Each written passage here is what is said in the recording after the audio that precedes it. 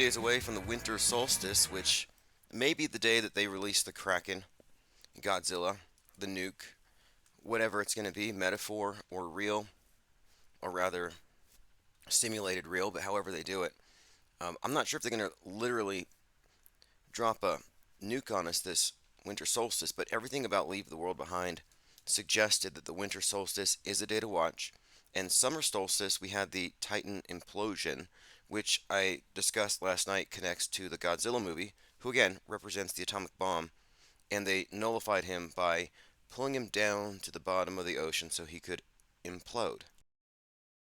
If you missed last night, I sent out the archives about 10 minutes ago, and we covered pretty much a lot of stuff related to the.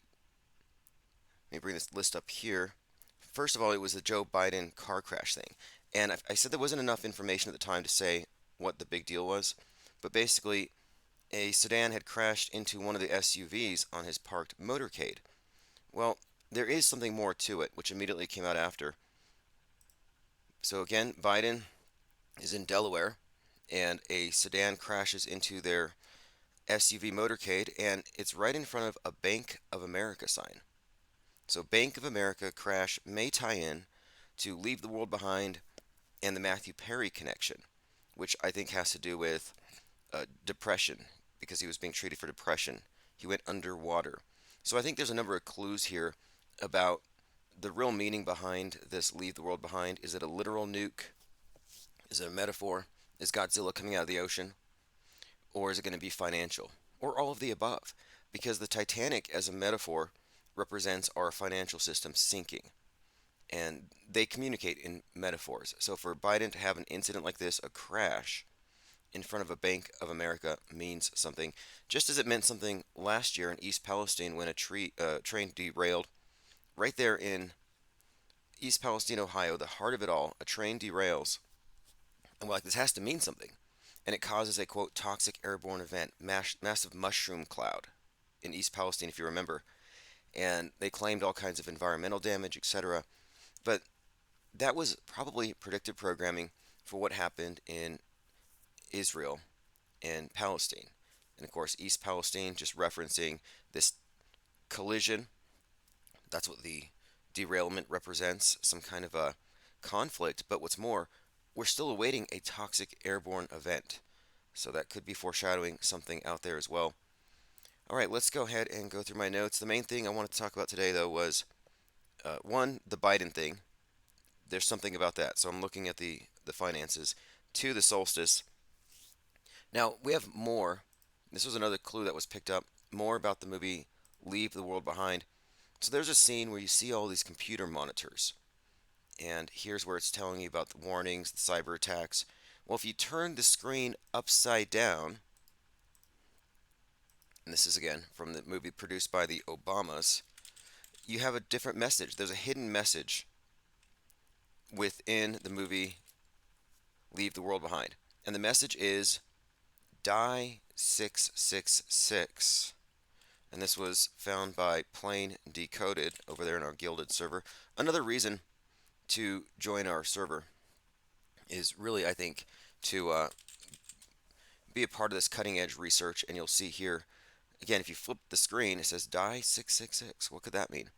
And at the very beginning of the movie, when Ethan Hawke's character wakes up in his bed, there's a couple of clocks and there's a mug, which again says 666.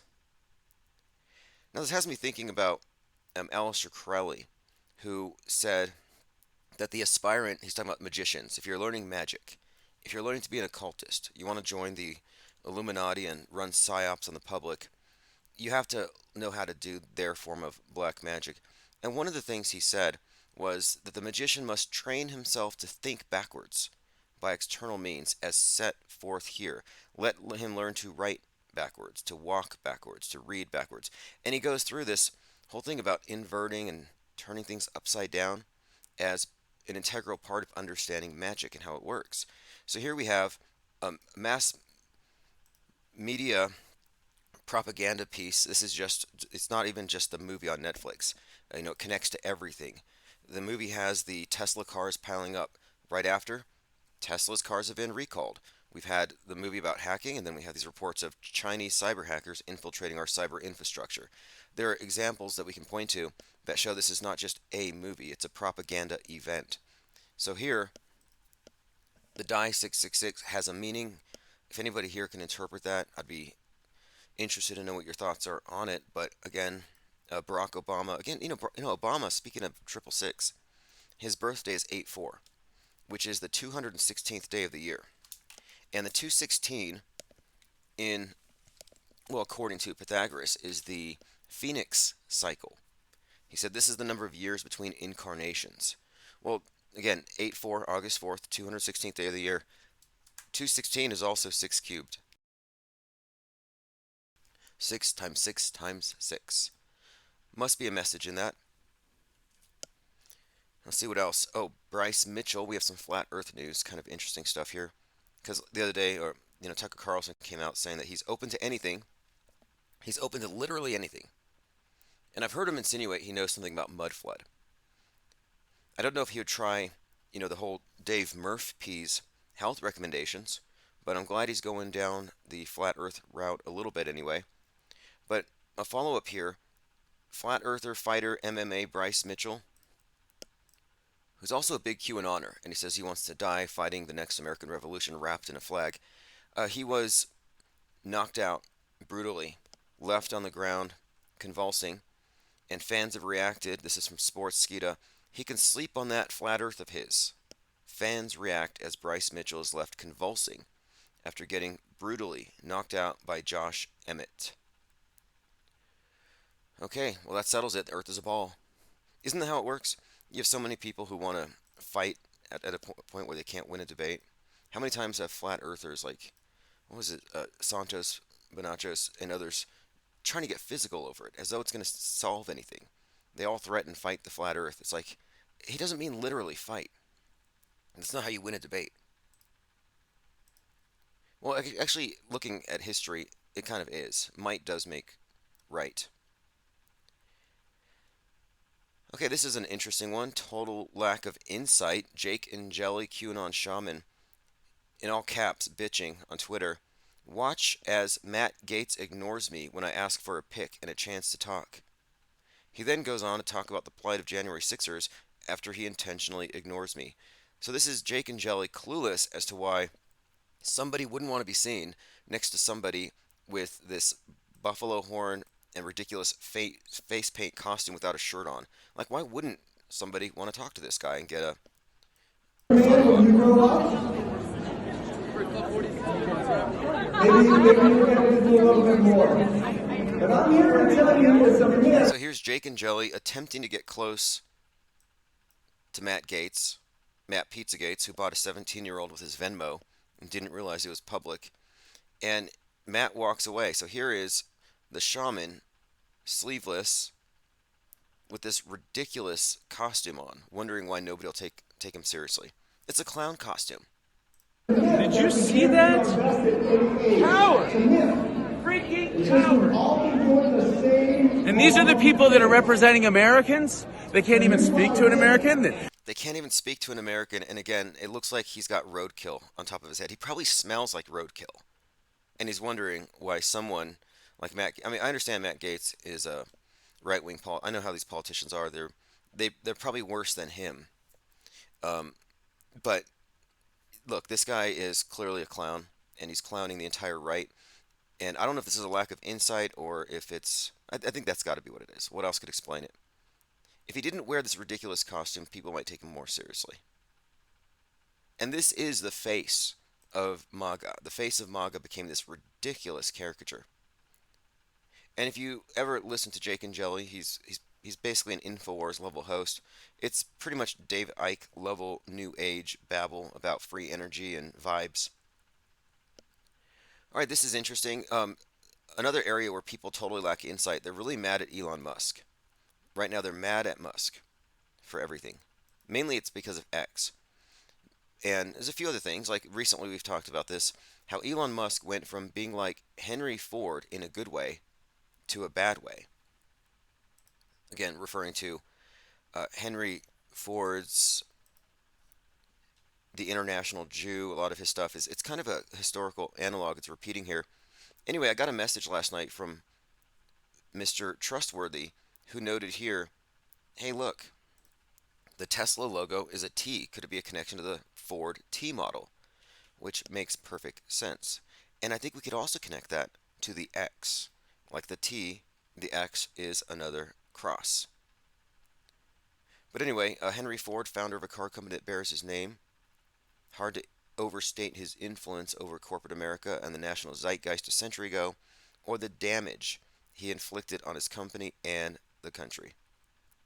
Ford's business accomplishments are the stuff of legends.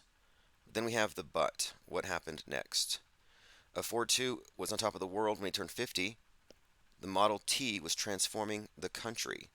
But then his life took a grim turn towards bigotry. He bought a newspaper, the Dearborn Independent, at a time when hundreds of thousands of Jews were fleeing pogroms in Europe, and he published a torrent of vicious anti Semitism, such as the Protocols of the Learned Elders of Zion. Musk, for his part, bought Twitter and used it as a weapon against the quote, woke mind virus, saying pronouns suck, embracing the right, all of this taking a toll on his Tesla's business. So here they've made this connection already, and I think it's deep. I mean, Ford T, then of course the Tesla Cross and the X, all connected. No coincidences here. Now, here's the thing. The recall of 2 million Tesla cars sheds light on Elon's big fib. This is from Rolling Stone. So Rolling Stone is bringing up that he's a liar. And I'm thinking, wait a minute here. You're saying he's lying about robotaxis, that it was staged? Elon Musk promising robotaxis for the next decade. And this was in 2016. He'd been saying this for the last decade. He's been saying we're going to have new cars that next year that drive themselves. He's been hyping this up. Let me play some clips. Autonomous cars will definitely be a reality. A Tesla car next year will probably be 90% capable of autopilot. Like, so 90% of your miles could be on auto. You know, for sure highway travel. We're probably only a month away from having autonomous driving, at Now, least this is 2015 still. for highways and for relatively simple roads. He goes on and on and on, but this is about 10 years of nonstop promising. 2014, let's see 2016. Right now. End of next year, 2018. self-driving will encompass essentially all modes of driving and be at least 100 to 200% safer than a person by the end of next 100% safer than a person by the end of next year. That's 2018. Let's see what we have here in 2019, 2020. maybe 18 months from now. I feel very confident predicting autonomous robotaxis for Tesla next year. I'm extremely confident of achieving full autonomy and releasing it to the Tesla customer. Anyway, there are people now, this is Rolling Stone, casting doubt on whether or not he can make this happen or whether it's even possible. And I'm like, well, wait a minute here. Next thing you're going to tell me, he didn't really send a car to space or that he's faking space travel. Like this should be an interesting opportunity to press some people on their blind faith in the space papacy. Like, you believe that Musk is going to take us to Mars? And do you also believe that he can create these, or that he's manufacturing cars that drive on autopilot?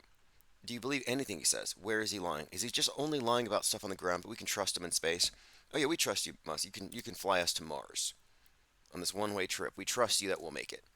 So this is fascinating because, again, this is one of these situations where the mass media needs you to have the utmost faith in these gods they create, these miracles. They can send us to other planets. He's our savior.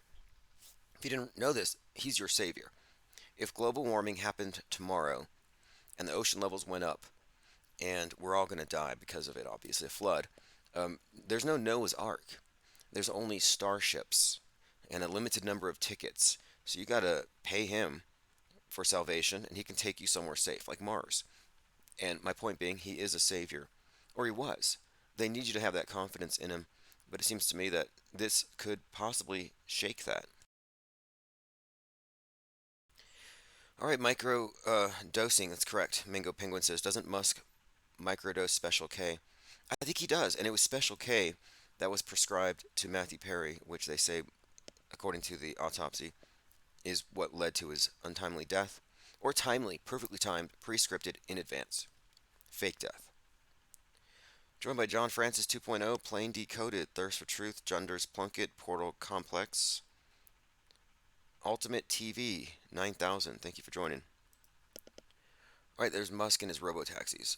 Again, I'm bringing this up because people believe in him entirely, and now they're pulling him apart. They'll never do this to NASA. Again, car crashes in front of the Bank of America, hits Biden motorcade. He's safe.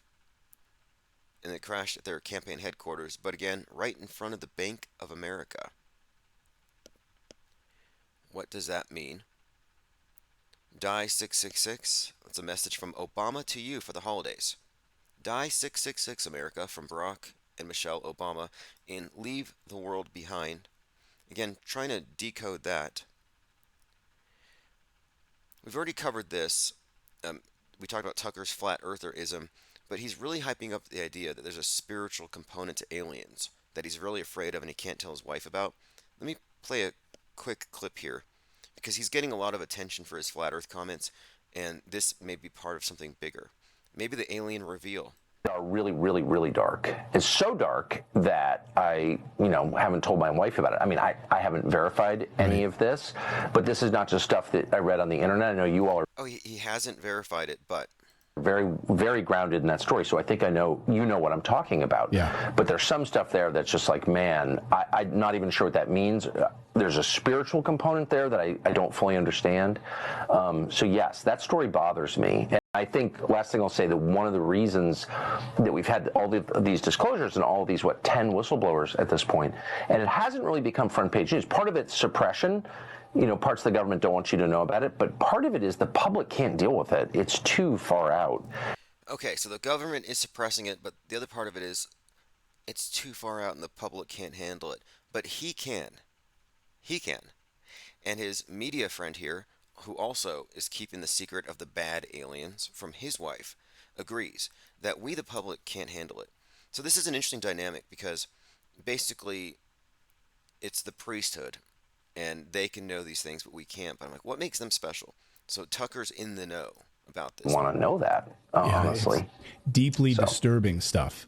Forget like saucers and technology. It's deeply disturbing. So it's not saucers and technology. And look at and Tucker's just like, no, not that, not saucers, not technology. We're talking adrenochrome junkies from Mars, working for the government or making deals with the government.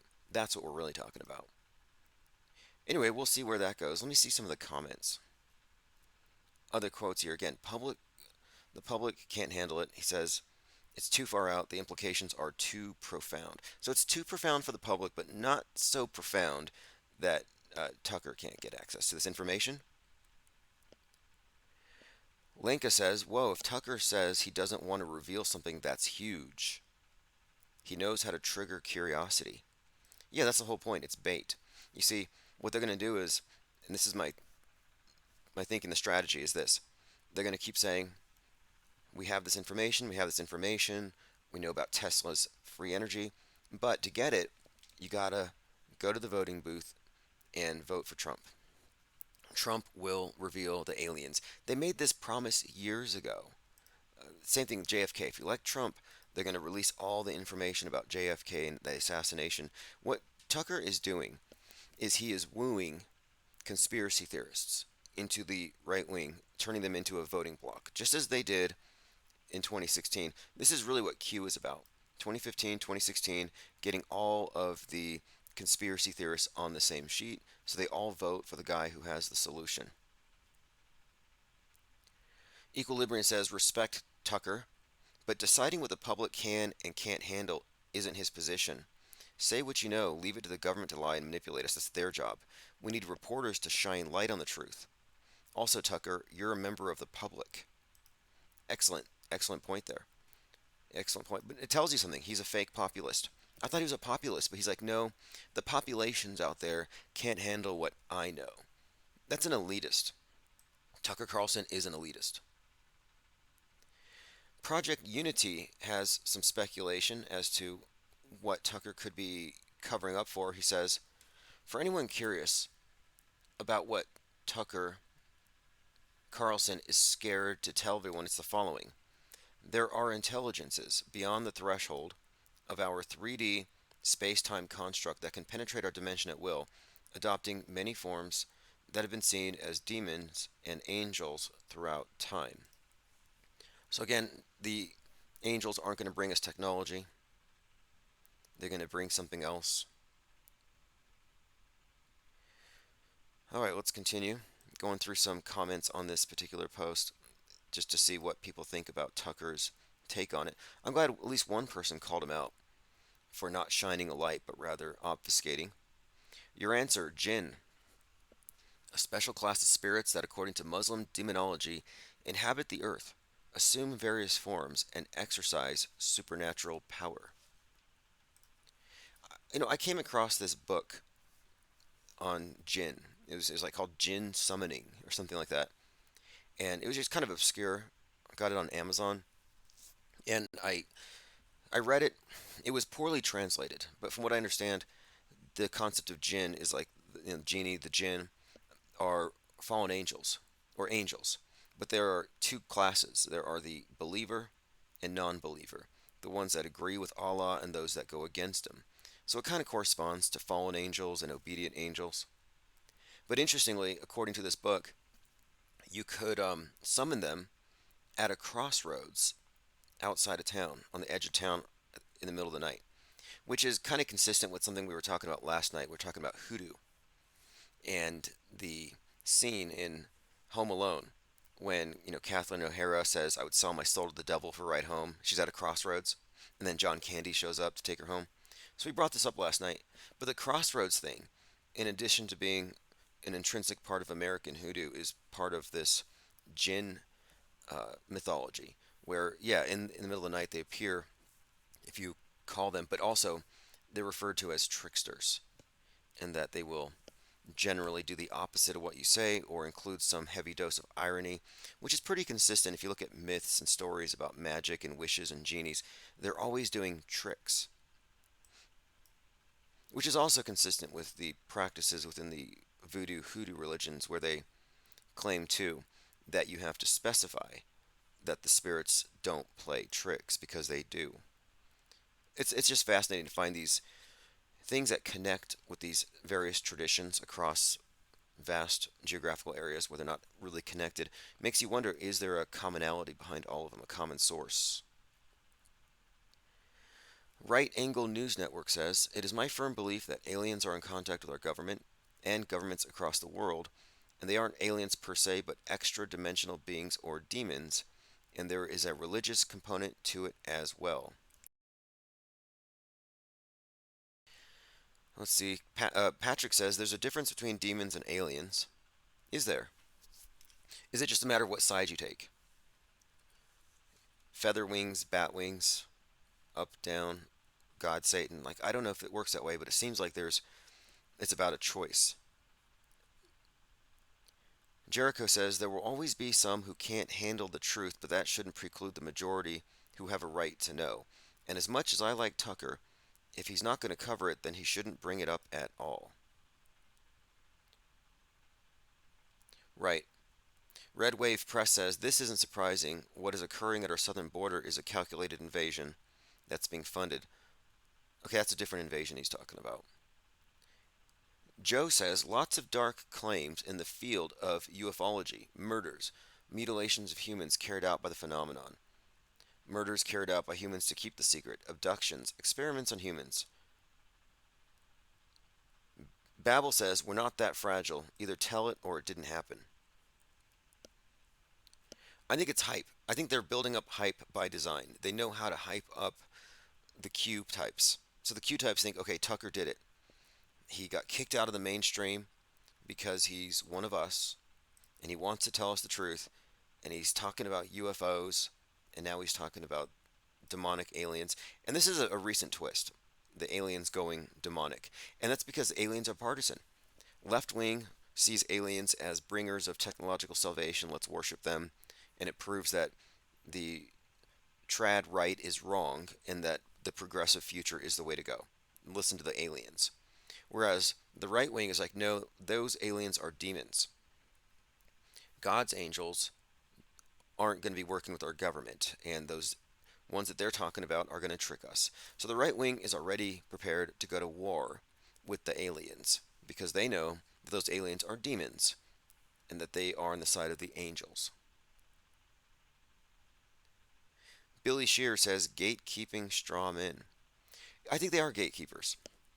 And they make sure that they control the conversation by being the loudest voice, even on these fringy topics, which is, why it's fascinating. It's like, Tucker Carlson has now openly endorsed the idea that he's open to flat Earth theory. He's open to it.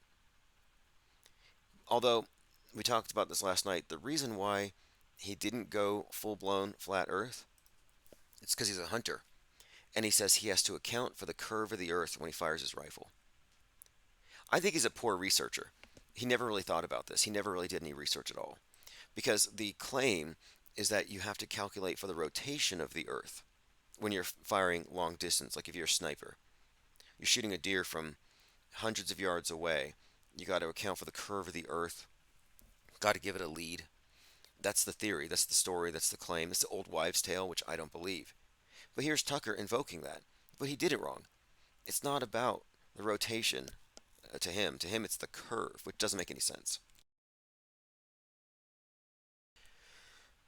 Tucker Carlson open to flat Earth theory. This is on Newsweek. But look, you have to give credit to Alex Stein, who's never going away, because he is going to be your future president, I'm pretty sure. Alex Stein brought this up. He said to Tucker Carlson, "What do you think of the flat Earth theory?" And Tucker said he's open to anything. How could I not be open to anything at this point? There's so much deception. You can't trust your preconceptions. Now, the thing about it is, if you agree with flat Earth, or if you at least think it's a possibility, then you're entertaining the notion that the space agencies and Elon Musk are liars. And a lot of people won't like that. Now, this is why I think it's a good time to bring this stuff up, is because right now Elon Musk is shedding light on the fact that the people who fake space are liars, or at least he is. So, do we still have full trust and confidence in the others? If one of the major proponents of mankind becoming multiplanetary is lying about the ability of his cars to drive you autonomously, if he's lying and using deep fakes, then maybe he didn't even send a car to space.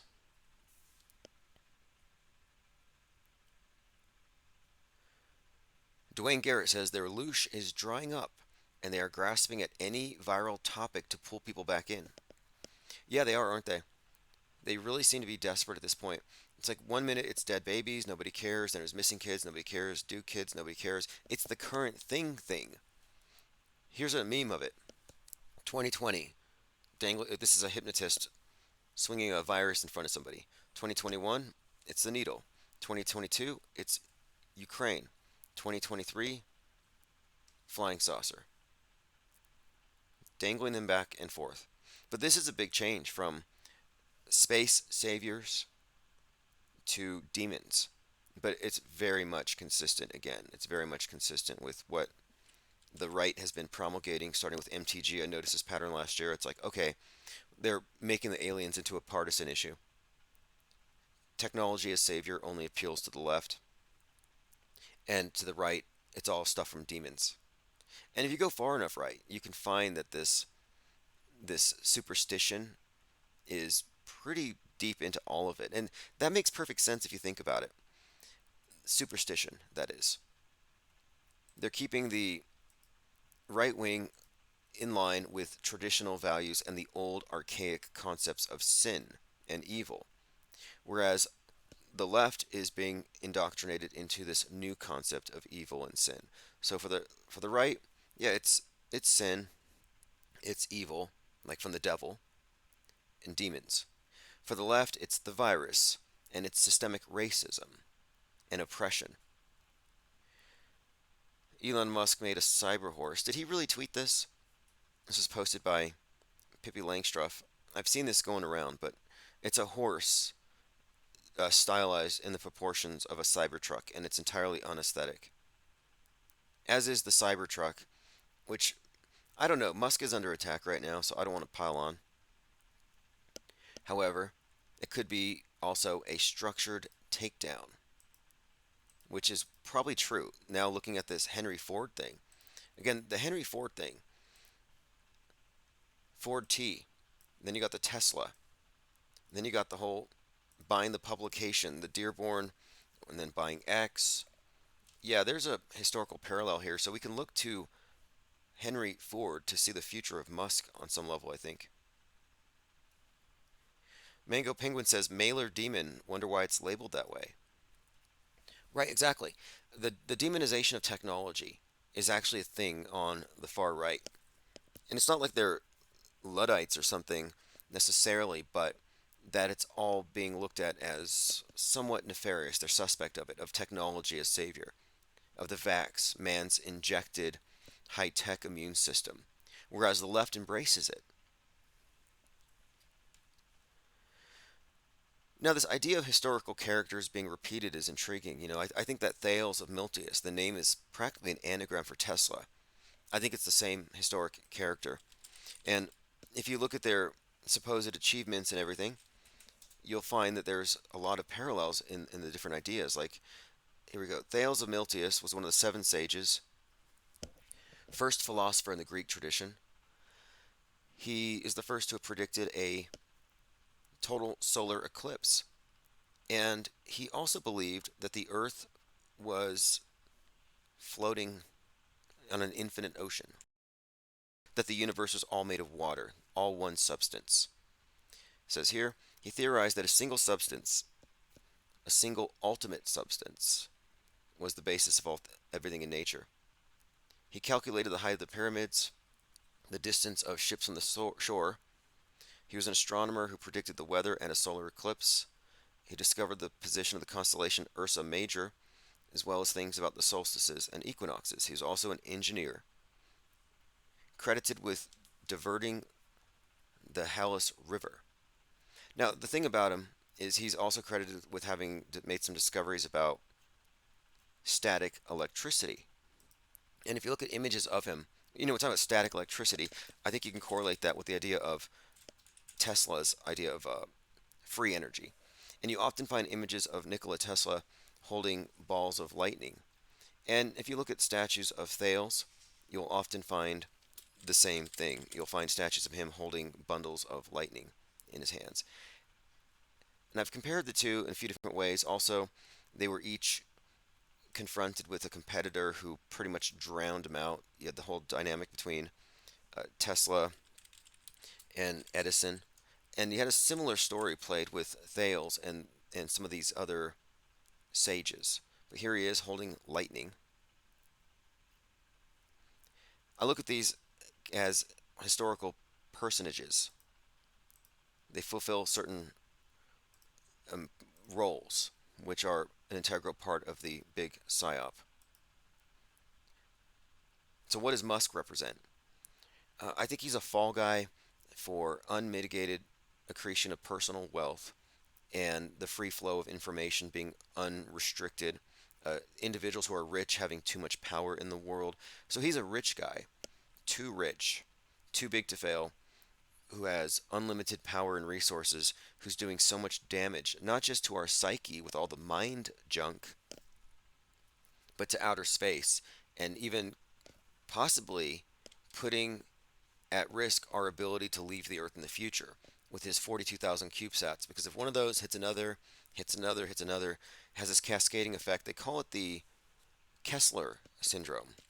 But basically, we're talking about like an avalanche in space, which would block us from ever leaving.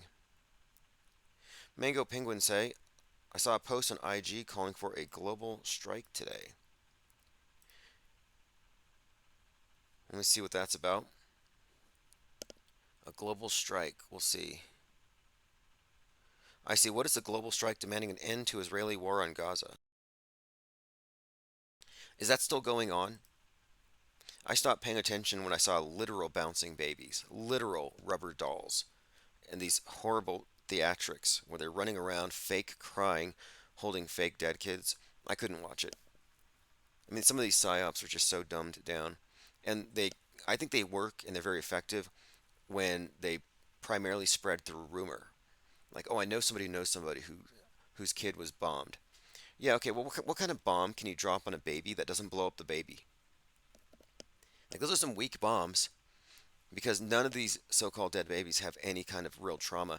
But it doesn't work so well today when we can see things high definition, share it on Twitter, look at it, compare it to hyper realistic training surgical dolls that you can buy on Amazon. You can buy them online. These things that breathe and bleed.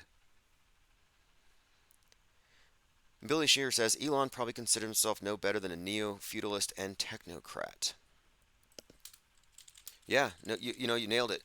In 2017, I put out an article called Elon Musk, the Martian Pope, which I would say is a little prescient because even then, I had commented that he is reprising the role of Constantine.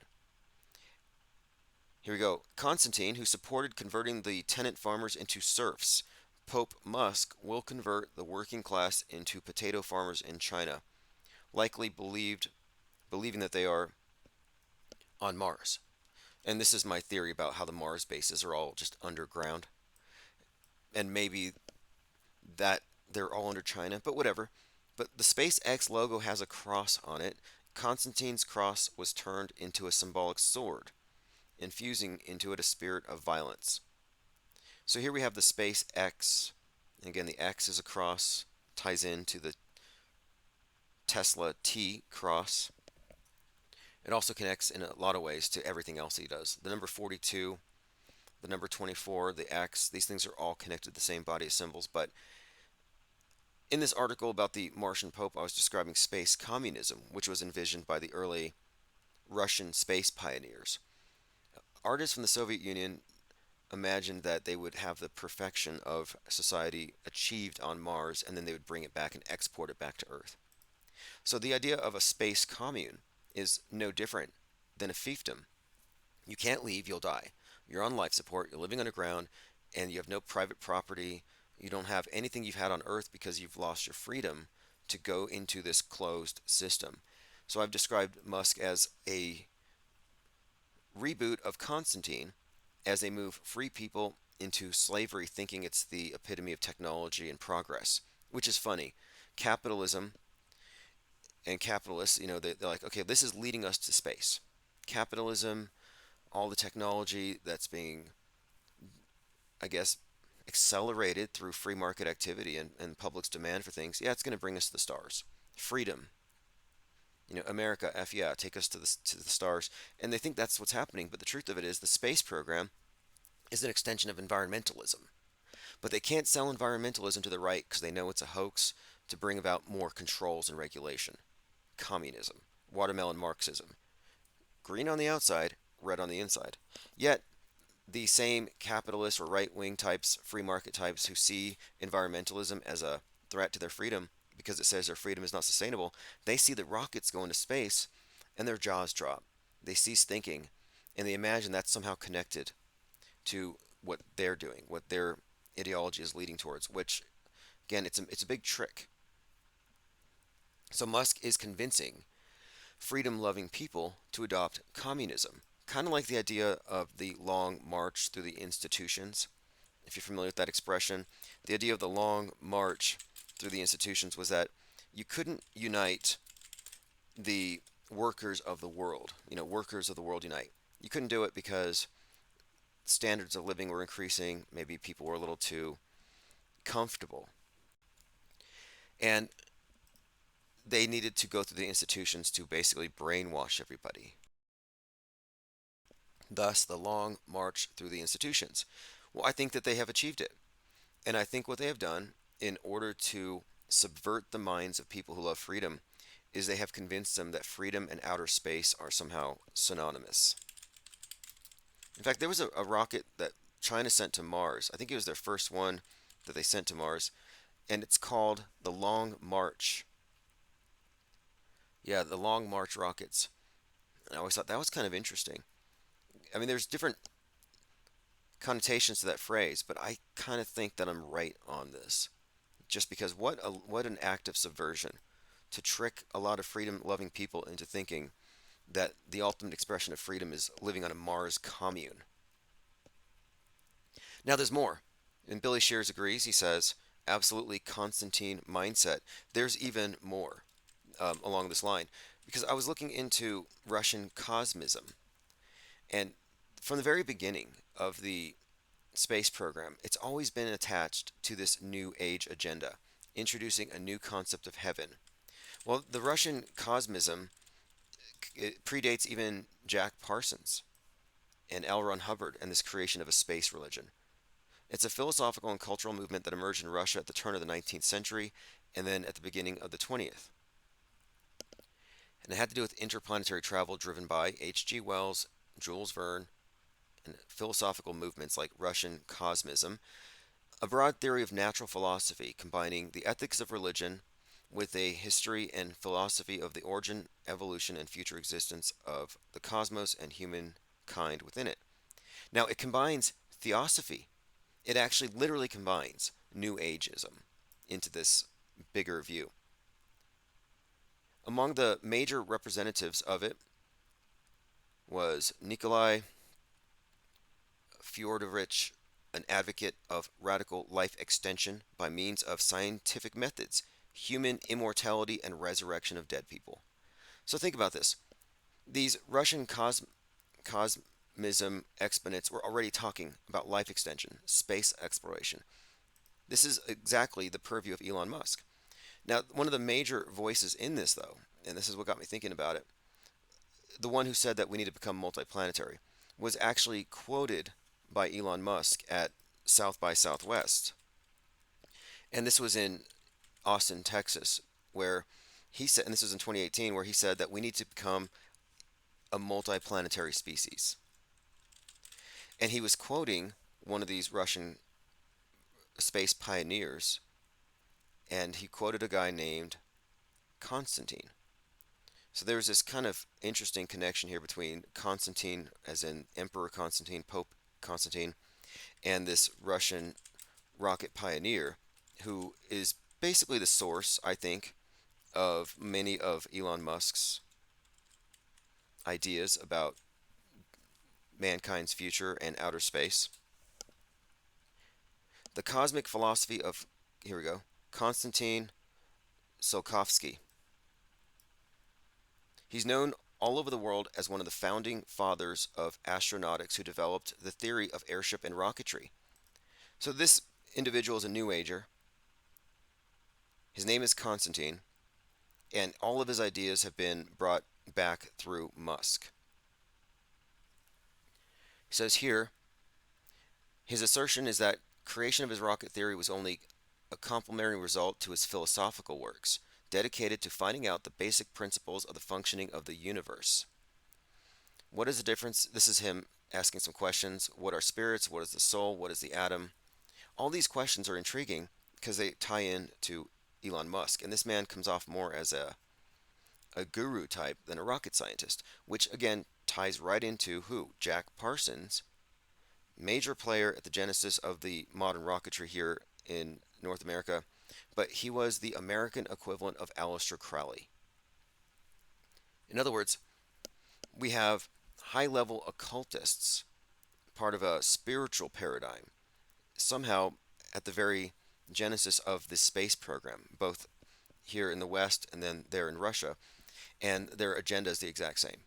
It's the introduction of a new concept of heaven for a new atheistic age that is, like everything else, part of a worldview based on an archaic worldview that is being updated. But the fact that his name is Constantine and that he's being quoted by Elon Musk is more than a little bit significant. Here's the actual quote from that. Elon Musk crashes South by Southwest panel, SXSW, to talk about space travel. He gave a shout out to Russian scientist Konstantin Tsiolkovsky, who talked about how the Earth is the cradle of humanity, but our future's in the stars or whatever. All right, let us continue. Mango Penguin says Theosophy is an interesting subject. Yeah, you can find within Theosophy references to a great work, the great work of the ages. This idea that mankind collectively has to achieve collective consciousness, that the mass awakening of the New Age thing is like some kind of astrological event, that we're entering into a new age and that mankind therefore has to change with it. And Theosophy and this Theosophy Society believe that they were like the light workers, the vanguard of this change. So here we go. The Theosophical Society, 1875, an esoteric new religious movement founded in New York in 1875.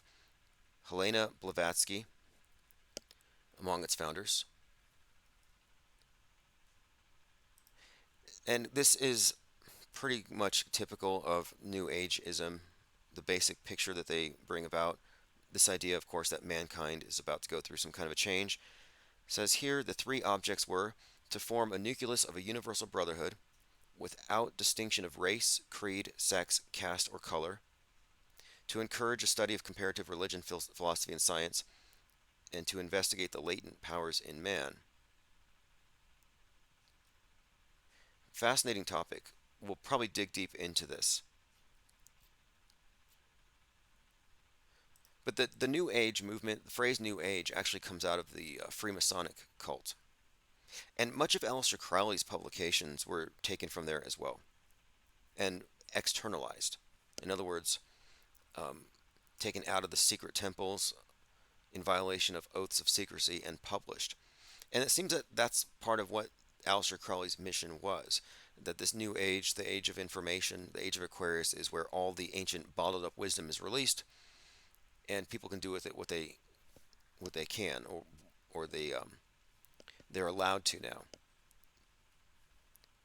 And this is what the various secret society groups, the Lemites, the Theosophists, believe that their role in society was to guide humanity. The Great White Brotherhood is what they call themselves. The media broadcasts illusions. In Greek mythology, Media was the goddess of illusions. Someone posted this in Discord last night. In Greek mythology, Media is the daughter of the king of Colchis, the granddaughter of the sun god Helios, known as a sorceress but also a witch. Interesting. I mean, can you really separate sorcery and spellcasting from broadcast media? No, you really can't. It's actually the same thing. Your TV is an altar. Did you know that? That if you grew up watching TV, you grew up in front of a black cube altar to the demiurge, the devil, the god of the material realm, Baal, the lord of this world, and you have been synchronized with its reality template. And then you've been made to follow the people who reinforce its paradigm and its monopoly over perception. All right, well, this has been the IPS Morning Deprogram for 12/18/2023. We're definitely going to be live this evening to take calls. We've covered a few things today. The message from the Obamas for the holidays. If you didn't get this, watch Leave the World Behind, and in the scene where you see the TV screens, turn it upside down to get your secret holiday message from Barack and Michelle. Die 666. We talked about Bryce Mitchell, who was brutally slammed to the flat earth, and people are now questioning if Musk is lying about his self-driving cars, and yet nobody's questioning him about his space program. And then we talked about Jake Angeli, who smells like roadkill and wonders why nobody wants to talk to him. All right, this is Chief Crow, Auto Hoax, or Chief TFO, and I'll be turning this back on over to the 24/7. If you want the archives, go to ips.monster.